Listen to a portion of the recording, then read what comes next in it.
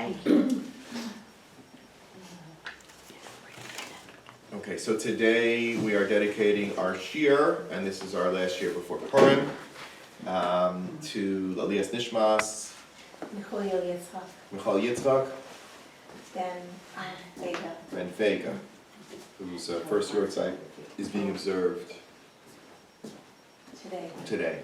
It's Neshama should have an Aliyah. right, son of Yaacov, Son of Yaacov, Yosef. Yaakov Yosef. And also my mother is gonna be right after Purim, but we're not Oh, we might as well gonna learn it now, yes. So, Elias Nishmas, be- Rivka Esther, Rivka Esther, Bas Mordechai. Bas Mordechai, good name. And Mordechai, yeah, my Mordechai's name is. Beautiful. Okay, Neshama should have an Aliyah, and should be a Schus Yagalenu. So today's Shiur has a fun title.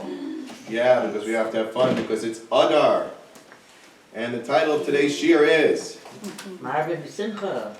Elections, Coronavirus, Megillah, and Malchus Yisrael. And we're going to bring all of those fun things into our Shiur today. I heard yesterday that this virus attacked Iran too. Yes. Oh, yes. Yes. Okay, so we're going to talk about coronavirus. We'll get there. I want to open, sorry. Yeah, title again, one more time. Elections, that's for America and Israel, by the way. Coronavirus, Megillas, Esther, and Malchut Yisrael. I'm going to start with a series of very simple questions. Number one, the Megillah is called Megillas Esther, but who actually wrote the words down? So it's not clear. But the Chazal tell us that Mordechai copied the words. You see them from the Megillah itself, but it seems there was a collaboration between Mordechai and Esther. If so, if he actually wrote it, and he was a member, as we know from Chazal, of what? Of the Anshe Knesset Hagdolah, which is the equivalent of the Sanhedrin in Golos. Why? And they're the ones that canonized Tanakh. So why shouldn't it be called Megillas Mordechai? Why is it called Megillas Esther? Or should be called Megillas Esther ve-Mordechai, or Megillas Mordechai ve-Esther. But why is it that Mordechai gets no billing? They didn't like it too much. He lost his, I don't know, remember what happened? He went down. That's correct. But maybe that's the reason too, because he was only was Rav Echad. Okay.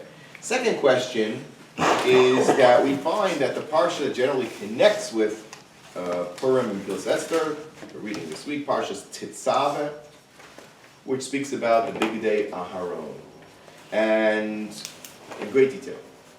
And this is the clothing, the components, and the crafting of the Bigdei Aharon, HaKohen, Lekavel Tiferes, and whose name is visibly missing from this week's Parsha? Moshe. It is the only Parsha in the Torah where once Moshe is born and introduced, the Parsha is finished in the Sefer Shmos, that his name does not appear. Anybody know why? Why does his name not appear here? What does Chazal tell us? Question, Hashem, that if you're going to do something to the Bnei Yisrael, take my name out of your book. So if you're going to destroy Klal Yisrael, Mecheni na misifrecha. Mecheni na misifrecha. That happens in Parshas Ki Sisa, following this Parsha, as a result of what? The sin of the Egel HaZahav. And it revolves a full circle of the Torah readings all the way around back to Tetzaveh. So since Moshe's name was going to be needed a lot after Kisisa, okay, and this parsha was merely a focus on Aaron, Bigdei Aaron, more than Moshe. So somehow Chazal understood that it was deemed that Moshe's name would be retroactively from Parshas Kisisa, when he said, Mecheni na misifrecha, erase me from your book, it would be a full year cycle, and then his name would be erased in Parshas, not erased, but omitted from Parshas Tetzaveh. And the question is, what is that? What is the significance of that? What's the meaning of that? Okay. Now let's go through a few more other basic questions. Okay. Number one. All right, so this is our third question. Why did at the beginning of the Megillah, Achashverosh insist on making this massive Mishnah? Now, we know that you can throw a lavish party in 24 hours. Lahavdil Totelos, when there's a coronation of a king, and it was somehow a coronation of his Malchut. which was now in the third year when he felt he was well established. Like in the States, they do a one-night coronation ball. They might spend a few $1 million, and it's very elaborate and so on. Okay, so they spend $10 million, $15 million, but 180 days doesn't make any logical sense. And then on top of that, to have an additional mishteh for the internal residents of the city of Shushan alone. Why in the world? What was the agenda of Achashverosh? To conduct something which has probably never happened in history and logically will never happen again. And that's the prelude to Megillas Esther. What does it have to do with anything? Why would somebody do such a thing? I mean, there's only so much money you can spend on a party. Try making a wedding. It's like making 180 weddings. 180 days. 180 Shiur. And that's not even including Shiur. Well, the Shiur was the last party in Shushan.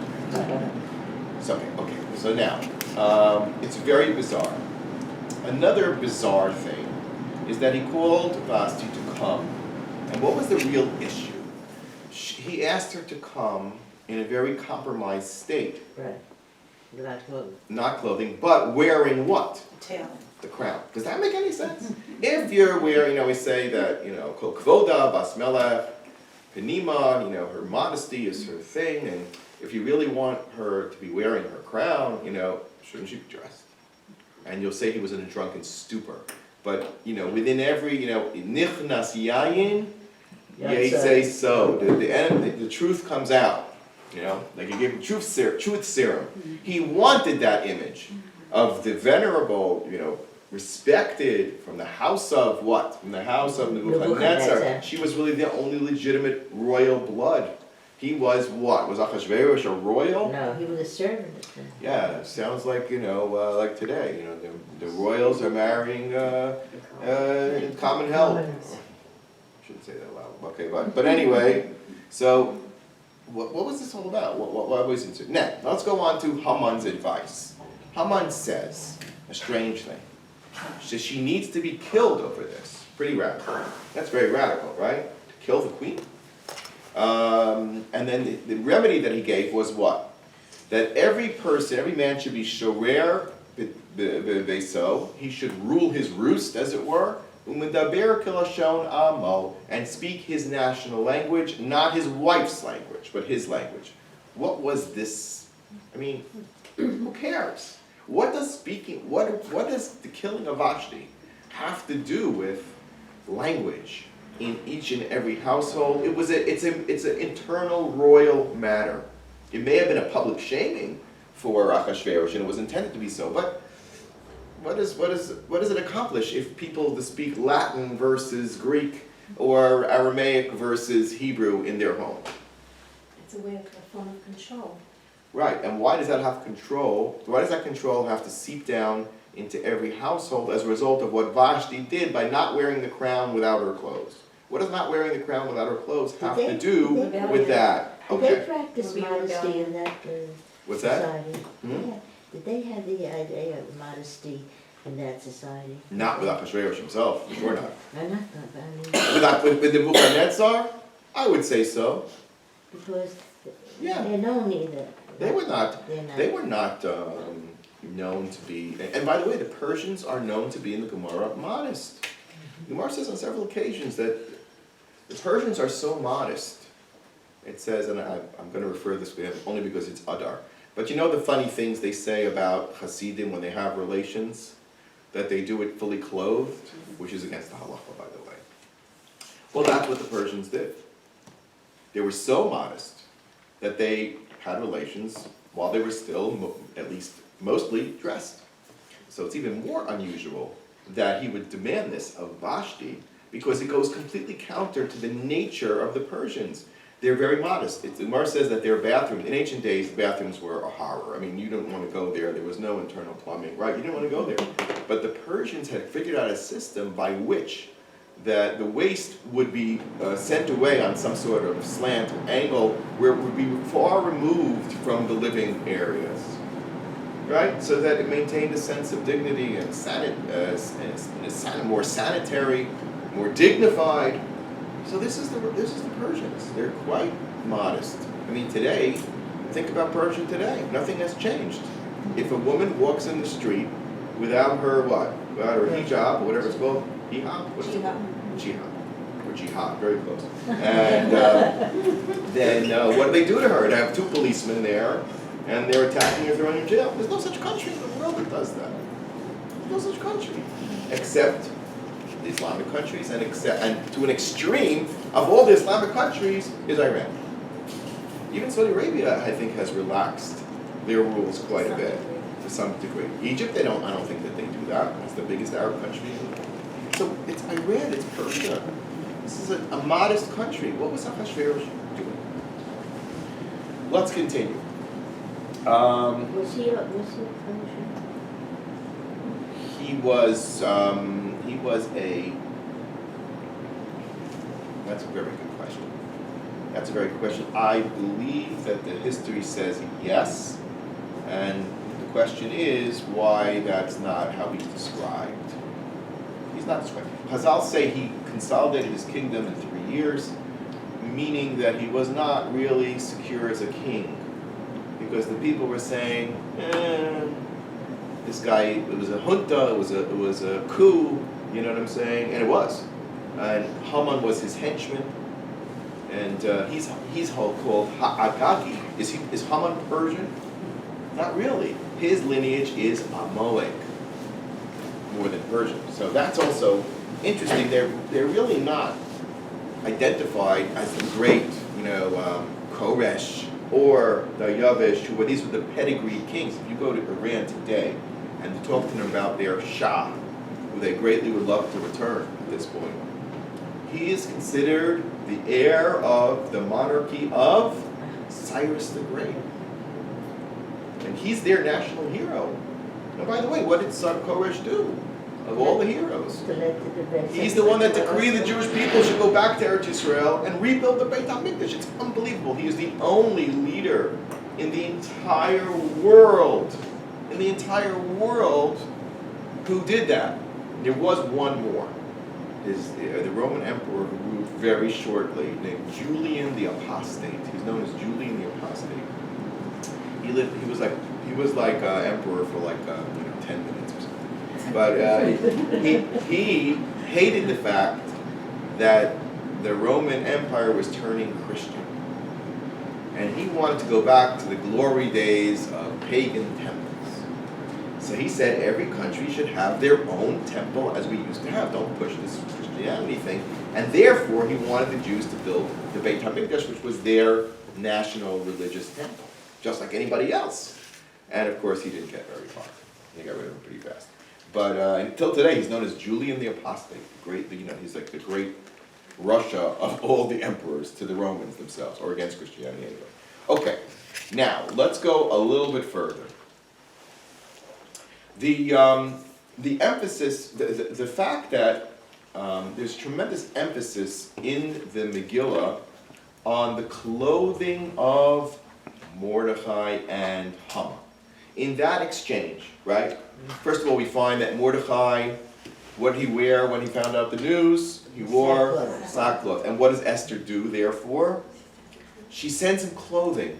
Because the Pasuk says, Beferish, you cannot come to the Shar HaMelech without proper levush.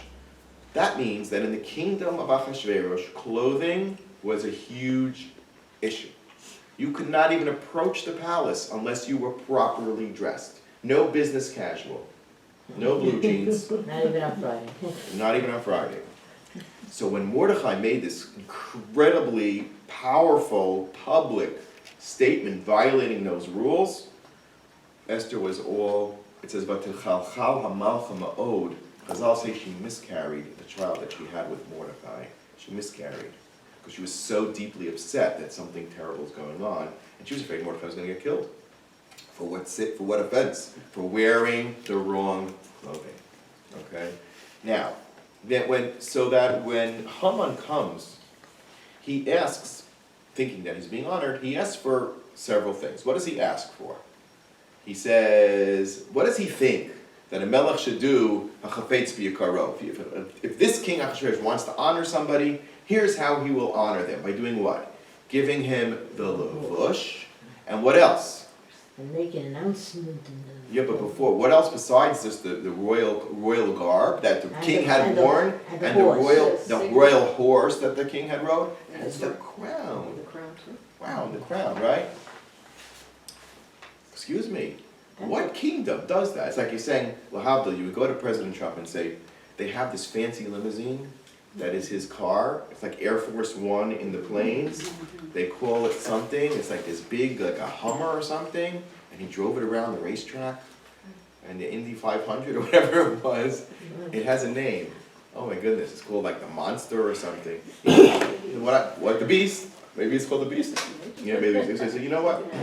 I want to ride around in your car, and I want to, sit in your chair, and I want to sit, if the White House has a desk, that's the famous desk that all the presidents use, and I'm going to sit in your chair. Is that going to go over very good? Why would Haman even think that Achashverosh would want to do such a thing? Well, it's bizarre. It's bizarre. Wear the king's clothes, ride the king. You don't do that. In any other country, if you do that, what do they do to you? Throw you in jail. Your head will be off in 5 seconds. It's the ultimate mored b'malchus. It's a mored b'malchus, mark my words. Rebelling against the malchus. And yet, this is what's encouraged, to such an extent that Haman was convinced that this is the ultimate reward that Achashverosh would want to give. What? It shows what is he drinking? It shows what Not enough. Gaiva does to a person. Caliphate, sure. But even for all the gaiva, Yeah, you can think it, you can think it, but do you say it? That's what I would say something like, do something in honor of the king. Oh, my king, I have no reason to be rewarded. Oh, just that I could go around and proclaim your greatness. I mean, that's a smart person. That's a person who wants to keep his head on. What was this incredibly bizarre request? And Haman's behavior is just hard to comprehend. And then, let's go one more step further. At the very end of the Megillah, Mordechai goes out with what? It's one of the psukim that we read out loud. Mordechai yotzei b'levush malchus. What? First of all, twice it happens because Haman has to take. Rabbi says, take the sus and levush, right, and put it on, and then he has again when Haman is hung, again he goes out with this royal garb. What happened? Why is that? Why is that? What's going on here? Why is Mordechai suddenly a king? Mordechai's a king. I thought Achashverosh is the king. Very confusing. And not only that, the favorite part, the very end of the Megillah Esther, it speaks about something that, everybody's antsy, everybody wants to go home, everybody's hungry, they've been fasting, they want to eat hamantashen, and then we read this little section of how Mordechai made a mas, he made taxes. Now I had a guy in my shul. Yeah, I had a guy who used to read the Megillah in my own shul, on his Rosh side, and whenever he got to mas, he would bang it the same as Haman. He would bang worse for the word taxes than the word for Haman. And all of his Maisa Gedula, why is that attached to the Megillah? What does it add to our story? Absolutely nothing. And so much so, the Megillah kind of ends on a little bit of a down note because it says he was Doresh Tov La'amo, right? V'dober Shalom L'kol Zarot, but he was Ratzui how many of his brothers? Only the majority, but not all. Because why? Because he had fallen out of favor with the Sanhedrin. Why? They said he didn't learn enough Torah now. Because he was busy being what? Melech. He was busy conducting. So kings levy taxes. That's what kings do. So what is this one? Okay. So let's understand. In order to understand the story, you have to go back to the very, very beginning with Achashverosh. Achashverosh was a nobody and a nothing.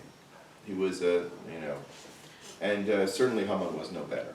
The Midrashim tell us how Haman sold himself as a slave to Mordechai because they were both generals in Achashverosh's army, and and Haman couldn't manage the resources properly, and he sold himself as a slave. He wrote a star on the foot, on the shoe of Mordechai, and every time Mordechai wanted to bother him, he would lift up his shoe, which, by the way, in the Arab world is a tremendously big insult, and Haman was just beside himself. Ad kedei kach, he said, Kol zeh eineno shava li. All of my greatness is nothing when I see that foot being raised in front of me, that I'm a slave of Mordechai. Let's understand this on a very deep level. For this we need the Maharal. The Maharal says a very important thing. We have learned this a little bit in his Sefer on Maimar on the four Malchios, on the Jews and their oppressors. He says an interesting thing. It says in the very beginning of the Torah, "V'aretz haisa tohu v'vohu, choshech al pnei hatom, v'ruach Elohim v'rachefes al pnei hamayim." Each one represents one of the four Golios. Choshech is Yavan, okay, and so on and so forth. So, says the Maharal, this Yesod, this principle, it's been programmed into the world before man ever appeared in a sense other than in Gan Eden.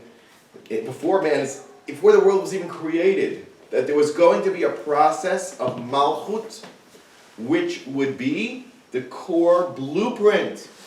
As the Vilna Gaon says many times, you can find the entire history of Klal Yisrael and of the world coded into the first pasuk of Bereshis, coded into the letters of Bereshis, coded into the Beis of Bereshis, coded into the dot in the middle of the Beis of Bereshis. The Torah is the paradigm of the entire world. It's in miniature, but it just expands identically again and again, kind of like a virus. It just grows and grows and grows and grows and grows, and it's repeating itself again and again in the same exact format. So the format is, there's going to be a galut and a geula, and the natural state of the world is as follows. Klal Yisrael, whose neshamos, as mentioned last week, come from the Olam Habriya, which is higher, right? There's four worlds, Abiyah. It's higher than the world of Yetzirah, from whence the angels come. Our souls are greater than angels because we have more godlike capacity in our ability to choose, in our ability to relate to Hashem. Angels are angels, malachim, they just do as they're told. It's automatic. They're cyborgs. They are robots. There is some level of bechira for malachim that we find, but it's very, very, very limited. Okay. So we are greater than Shemos, and therefore, that's mankind's saving grace through Klal Yisrael, and we are therefore destined to be the mirror of Hashem in this world. Hashem is what? What do we say in Rosh Hashanah? HaMelech. Klal Yisrael is bound into Hashem. Therefore, what is Klal Yisrael? Kulam b'nei malachim. We are all royalty, real royalty, because our souls are bound up with Hashem, and Hashem is HaMelech. It's just the facts. It's something every person who learned any Torah in their lifetime now, who practiced Judaism or even some remote form of it. Okay, we know that on the high holidays you say Malchuyos. Klal Yisrael, therefore, are the kings of this world as a reflection of the divine Malchut. That's our job. Now, how much of the world belongs to Hashem? Everything. Any exceptions? No. Therefore, well, of course it's Bechira, because there's no reward for that Bechira, but that's a separate issue. But in the DNA of the world, in the Bereshis of the world, the way the world was created, the identity of the Jewish people is the Malachim, because we represent Malchut Shamayim, and of how much of the world are the Jewish people in charge? How much is Hashem in charge of? What are the Jewish people in charge of? Everything. Now, we never thought about that because all the years we've been bouncing around in Golos, we were all born, anybody born here in Israel? No, nobody was born here in Israel after the state was declared. No, we're all, our kids were. There's our friends. Anyway, there's people. What? Atlanta, okay. So we are children of Golos. We don't know anything. But argues the Maharal that the natural state of the world is when Klal Yisrael is ruling the entire world. Boy, I could write this up for elders of protocols of Zion, and everybody would think made it all up. No, it's the truth. They're not wrong. 1 out of 5 Europeans believe that a small circle of Jews, a royal family, rules the world today. Royal family? Well, they're an elite, a Jewish elite. Oh. So it's like a royal family of Jews, yeah. Like bankers. Yeah, powerful people. I can't believe that. No, royalty has the power, right? Royalty has the power, so it's like a royal cadre, I don't know what to say. Yeah, like a family, like a royal family of Jews rules the world, even despite what the world looks like in the state of the Jewish people in general. Till today, they believe that, because they're not wrong. That is how the world was designed. However, the world was also designed that there would be challenges to the worldwide Malchus of Hashem, and that would take 4 different forms, and I would like to say that they're really Shtayim Shem Arba. The very first Mishnah in Shabbos says, Yitzias HaShabbos Shtayim Shem Arba, 2 that are 4. It's really 2 that are 4. What are the 2? Bavel and Paras were one continuum, because that took place when? Between the destruction of the first Beis HaMikdash through the establishment of the second Beis HaMikdash, and then there was Yavan in Rome, which started in the period of the second Beis HaMikdash, continuing post the Korban. So really there's 2 units that are 4. The Greek-Roman era, which is relevant to the second Beis HaMikdash, and the Babylonian Persian era, which is relevant to the post-first Beis HaMikdash, beginning of the second Beis HaMikdash. Yeah, that's what it is, time Shamar. So Hashem decreed in His wisdom that this would be the talich that the world and Jewish people have to go through for our betterment, for reclaiming the holy sparks of Kedusha, whatever the Mekubalim tell us, whatever, exercising Bechira, earning reward, all of these good things. This is the destiny of the world. Now, every one of those 4 nations, 2 that are 4, that will take away the crown from the Jewish people, how much of a crown over the world are they therefore looking for? Or if the Jews had dominion over the whole world, and they take it away from the Jews, what does that mean? That they have the dominion. They are taking away the dominion over the whole world, not just over the Jewish people. Okay? Now, that means, and it's corroborated, because Chazal tell us, Shlomo was a melech over the whole world. Shalosh Malchu B'Kippah. There were 3 kings identified that ruled the entire world. One of them was the Jewish king Yaacov, who, even though he was a Russia, but he ruled the world. Shlomo HaMelech prior to him, Melech Yehuda, and Melech Yisrael, and therefore, and then also Achashverosh, who's the heir to the royal dynasty of Nebuchadnezzar. In fact, let's get it straight. The money of Nebuchadnezzar was which money? Where did he? Beis HaMikdash, which means he took away the power, Malchut Yisrael. You take away the wealth, you take away the power. Okay? What did he do with all those treasures? He made a party. He dressed up. He made a party. And that's what Achashverosh did. What He did Nebuchadnezzar do with them? Wore the He kept them hidden in his, he buried them, he buried treasure. Who discovered some of those treasures? Haman and Achashverosh. That's where they got all this money from, to make the parties. So whose wealth really is it that he made the parties with? The wealth, and that's why it says that they wore kelim, shonim. They took out the big day kahuna of this week's parsha. They took out, which is the wealth and shefa and bracha that come out of the Beis HaMikdash through Aaron HaKohen. Right? Yivarecha Hashem Yishmerecha means you should have money and keep the money. They took all of that and they spread it around. They can't spread it around in one place, because what do they want to be king over? Everything. How are you going to influence people that you buy into your malchus? Give them money. They bought out the entire world.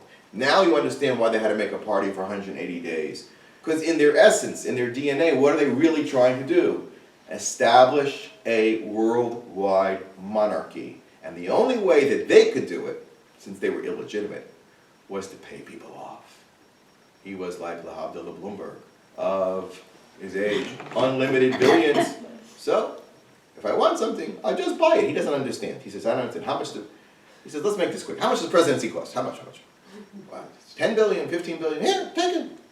I'm buying things. He doesn't understand that he can't buy it. He doesn't understand that he can't buy it. Achashverosh was a little more subtle. Who was it he? Who was he? Who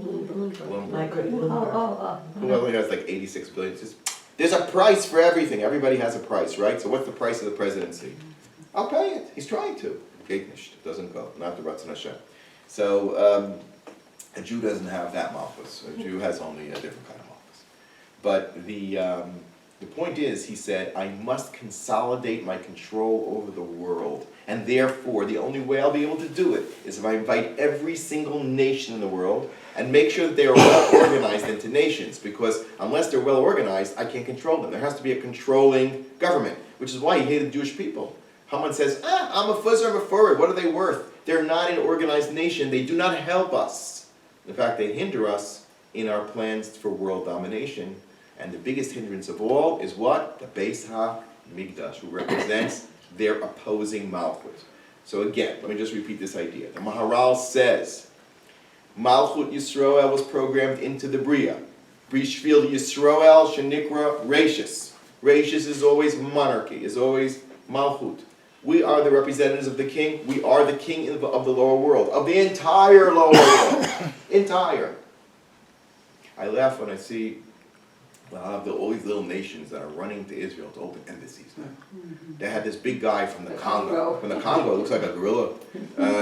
Big guy, 10 feet tall. He wants to open an embassy in Israel. What does he care about Israel? What is Israel to him? We're going to get stuff from Israel because Israel is going to give us technology and give us ways to make water and improve our lives and our health, and they're going to give us great stuff. That is exactly the model. Yisrael is a bracha for the nations. And so you see, it creeps forward, that model, a little bit at a time. But there are many people standing in the way. And that's always the case since the beginning of time. Now, so if we want to posit that the big Suda B'Achashverosh was in order to extend his malchus over the whole world, and he did. He said, Mea, Be'esim Sheva Midi Not, which corresponds to whose age? Sarah. And Sarah, what does Sarah mean? Sarah, the ruler, the matriarch of the world, right? What is Avram? Ab Hamon Goyim, Nisi Elokim you are the king of you are king. They considered Avram a spiritual king, and they considered also themselves to be that. That's what they wanted to be. Hence, Achashverosh gets dressed up in the big day, Kahuna, because now he says, I'm the blessing of the world. I'm subsuming the role of whom? Shlomo HaMelech, which is the idealized Malchut Yisrael of the world, and therefore what does he try to do? He makes that chair. He makes a chair for himself, which didn't work out too well. But he has to make a replica, he can't move the first one. Why is he bothering himself? Because he says, I am the new ruler of the world, and that's the way the world goes, according to the Arba Galus. Now, What happened to the original chair? it was taken to Bavel. Nebuchadnezzar tried to go on it, and then the lions clawed him, and he never got past the first step. And then they tried to move it, and they couldn't move it. Was he crippled? Was it in Shushan? Yeah. Was he wounded? The replica was built in Shushan. Was he wounded? Achashverosh? I mean, Nebuchadnezzar, yeah. Achashverosh wasn't wounded because he made a fake. He made a complete fake. Nebuchadnezzar tried it first. Nebuchadnezzar tried to go on Shlomo's actual throne. Wounded? And he was wounded by the end. I don't know, I just want to know. Yeah.